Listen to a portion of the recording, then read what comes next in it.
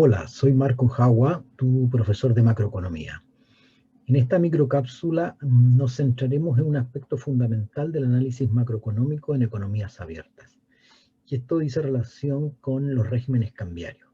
Vamos a ver que los regímenes cambiarios tienen una principal relevancia cuando se trata de realizar una interpretación del fenómeno económico. Los regímenes cambiarios se pueden clasificar en tres tipos, que van desde el flexible, totalmente flexible, una condición que conocemos bastante bien en Chile, dado que es la política que ha seguido el Banco Central en las últimas décadas, permitiendo que en el mercado se regule el valor de la divisa. Con eso, el tipo de cambio, que es el precio de las divisas o el precio relativo de nuestra divisa con respecto a las divisas de intercambio internacional, se determina en el mercado. Y por lo tanto, esto permite que las situaciones de déficit o de superávit de balanza de pago sean corregidas mediante la apreciación o depreciación cambiaria.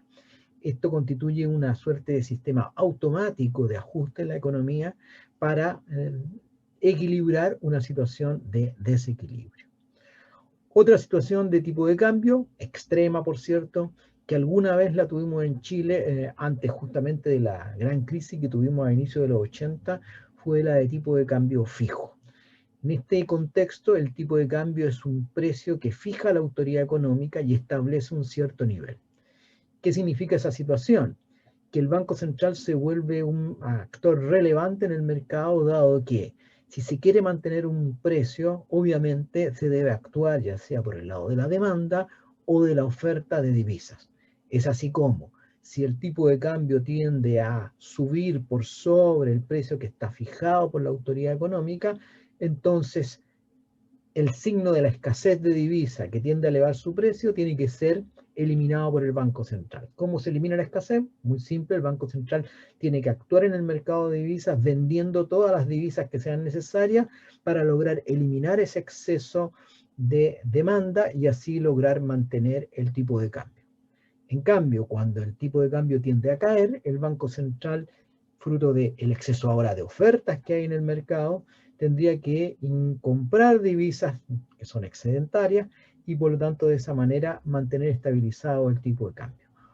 Obviamente si el Banco Central pudiera estar interviniendo tanto como comprando como vendiendo y en promedio eso no tiene una cierta tendencia, no se reflejaría ninguna situación incómoda para el Banco Central. Pero habitualmente lo que ocurre, y en la experiencia que tuvimos en Chile en esa época y que se puede ver en todos los países que han tratado de mantener estos tipos de cambio fijo en un contexto de economías pequeñas con respecto al resto del mundo, al final del día, ¿no es cierto?, estos tipos de cambio deben flexibilizarse y habitualmente esa flexibilización implica una tremenda devaluación brusca de la moneda. Eso fue exactamente una gatillante en nuestra crisis de los inicios de los 80 cuando probamos con este régimen de tipo de cambiario fijo.